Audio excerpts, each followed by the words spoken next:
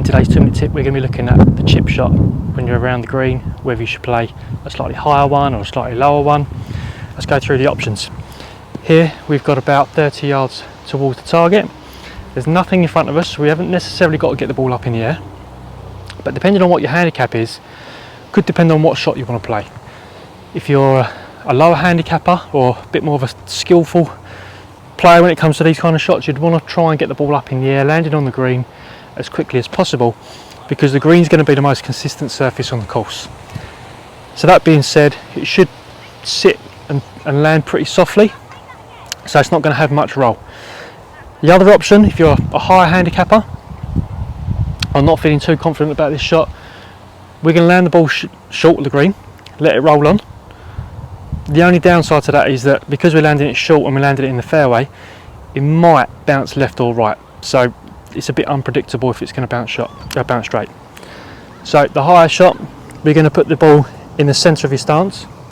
I've got my 58-degree Vokey wedge here, and I'm going to try and play, it's not going to be a massive swing, I'm going to try and play what I call a 9-3 shot, going back to the clock face analogy. Well, that's what it feels like to me. Ball in the centre, hands slightly further forward. Ball's going to go higher, land on the green, and it's going to have a couple of yards of roll out potentially. Just push that one a little bit. The other option that we've got is I've got a 46-degree Vokey wedge here, which is basically the equivalent to a pitching wedge. We're going to put the ball just inside your right foot. Hands are still going to be further forward, but when we play your swing, it's going to be a little bit shorter because it's going to have that little bit more roll. So we're going to land this short, hopefully bounce forward,